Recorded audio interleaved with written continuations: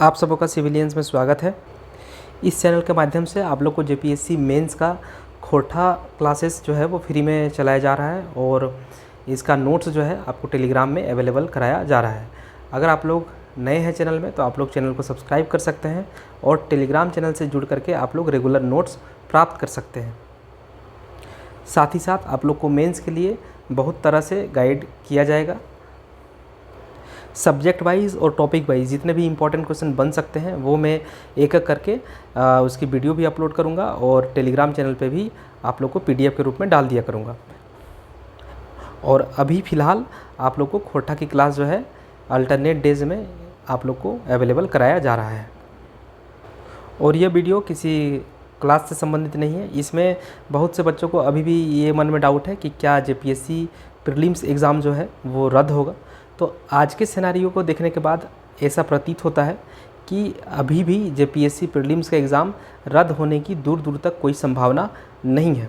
और expected date of PT result की बात करें, मतलब कि रिज़ल्ट कब तक आपका आ सकता है, तो आपका रिज़ल्ट जो है 10 से 15 अप्रैल तक आने की प्रबल संभावना है और इसके बाद आपको ज़्यादा समय मिलने वाला नहीं है। इसलिए मेंस की तैयारी में अगर आप लोग कंफ्यूज हो रहे कि तैयारी करें कि नहीं करें, तो आप लोग बिल्कुल मेंस की तैयारी में लग जाइए। नहीं तो 2 महीने के समय में आप लोग मेंस का इतना बड़ा सिलेबस है कि आप लोग कुछ भी नहीं कर पाएंगे, या फिर अगर आप पढ़ भी लेंगे तो रिवीजन नहीं कर पाएंगे। इस स्थिति में आप जो है फाइनल सिलेक्शन अल्टीमेटली नहीं ले पाएंगे। तो इसलिए ज़्यादा डाइवर्ट मत होइए कि एग्ज़ाम रद्द होगा कि क्या होगा। तो एग्ज़ाम तो अभी फ़िलहाल नहीं लग रहा है कि रद्द होगा, इसलिए आप लोग बिल्कुल अपना तैयारी जारी रखिए। जब रद्द हो जाएगा तब का तब सोचा जाएगा। अभी रद्द हुआ नहीं है तो चुपचाप से आपको पढ़ना चाहिए, ना कि इधर उधर आपको डाइवर्ट होनी चाहिए। क्योंकि अगर आप डाइवर्ट होंगे तो अल्टीमेटली नुकसान जो है आपका ही होगा। इसलिए किसी के बहकावे में बिल्कुल भी नहीं आइए, क्योंकि एग्ज़ाम आपका है, तैयारी आपका है, करियर आपका है। और जहाँ तक चीज़ें हैं आप लोग संवैधानिक तरीके से अपनी लड़ाई को जारी रख सकते हैं। ये तो आप सभी का या फिर हमारा फंडामेंटल राइट भी है। लेकिन फ़िलहाल आप लोग तैयारी करिए और आपका तैयारी करने में यथासंभव जितनी भी मदद मेरे द्वारा की जा सकेगी मैं आप लोगों का ज़रूर हेल्प करूँगा। मेंस एग्ज़ाम का डेट जो है वो आपका जून के फर्स्ट वीक या फिर जून के लास्ट वीक या फिर जुलाई के फर्स्ट वीक में हो जाना चाहिए। मतलब इस समय तक में आपका एग्ज़ाम ले लिया जाएगा और फिर उसके बाद इंटरव्यू का डेट आएगा और इंटरव्यू के बाद आपका रिज़ल्ट भी बहुत जल्द प्रकाशित किया जाएगा। मतलब सरकार का नियम या फिर जेपीएससी जिस तरह से चल रही है उसके हिसाब से ये कहा जा सकता है कि विधानसभा चुनाव के पहले आपका जेपीएससी का रिज़ल्ट जो है वो भी मतलब फाइनल रिज़ल्ट इंटरव्यू के बाद वाला वो भी पब्लिश कर दिया जाएगा और हो सकता है ज्वाइनिंग भी करा दिया जाए। तो इस बार जेपीएससी काफ़ी अपने तेज़ वाले मूड में है, तो आप लोग अपनी तैयारी में भी तेज़ी लाइए, नहीं तो एक जेपीएससी और आपका बर्बाद हो जाएगा। फिर आपको नेक्स्ट बार फिर से इतना ही मेहनत के साथ फिर पढ़ना पड़ जाएगा। तो अगले जेपीएससी पे आप मेहनत करेंगे, उससे अच्छा है कि इसी जेपीएससी में आप बहुत मेहनत कर लीजिए। सेकंड और एक चीज़ बोलना है कि बहुत से स्टूडेंट्स का जो मार्क्स है वो आपका बाउंड्री लाइन पे है, या फिर ऐसा हो सकता है कि उनका फाइनल सिलेक्शन नहीं भी हो सकता है। तो ऐसे में हड़बड़ाने की बात नहीं है। वो सभी स्टूडेंट्स जो है आप इसी वक्त मतलब इसी बार मेंस होने के दौरान ही अपना प्रिपरेशन जो है कंप्लीट कर लीजिए, ताकि अगले बार जब जेपीएससी आए, हालांकि ये जेपीएससी जैसे कंप्लीट होगा तो एक नेक्स्ट जेपीएससी भी आएगा ही। भले ये हो सकता है कि 1 साल का समय लगे, लेकिन तब तक आप जो है जेपीएससी का संपूर्ण तैयारी करके रखें और उस समय जब नोटिफिकेशन आएगा तो नोटिफिकेशन आने के पहले तक ही आपका तैयारी कंप्लीट हो जाना चाहिए। तो अगर आपका इस जेपीएससी में मिस भी हो जा रहा है तो अगला जेपीएससी जो है वो आप बिल्कुल सफल हो जाएंगे। तो ज़रूरी नहीं है कि अगर आप प्रीलिम्स पास करते हैं तो ही आप मेंस का तैयारी करेंगे। अगर आपका उतना मार्क्स नहीं आ रहा है फिर भी आप मेंस का तैयारी करिए, क्योंकि और आपके पास दूसरा कोई रास्ता भी नहीं है।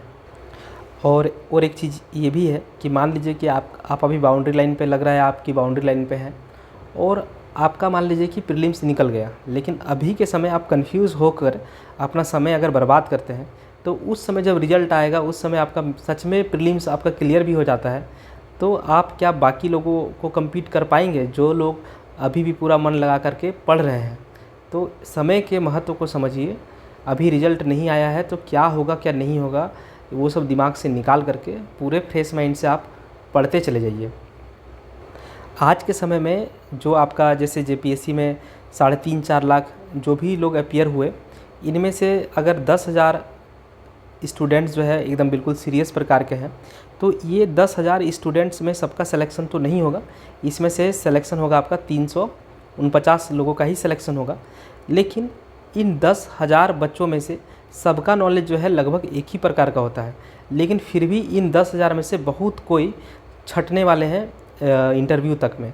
तो ऐसा इसलिए होता है क्योंकि मतलब आज के समय में सिर्फ नॉलेज होने से ही आप सिलेक्शन नहीं ले पाएंगे। अभी जो नॉलेज के साथ साथ जो कंटिन्यूटी बना के रख सकते हैं, जिसमें डेडिकेशन लेवल बहुत हाई प्रकार का होगा और जो रेगुलर मेहनत कर सकते हैं, तो वो लोग ही लास्ट में फाइनल मेरिट लिस्ट में आपको दिखाई पड़ेंगे। तो मेरा बोलना बस यही है कि आप लोग असमंजस की स्थिति तो है, ये तो क्लियर सा बात है, इस असमंजस की स्थिति है, इससे नकारा नहीं जा सकता।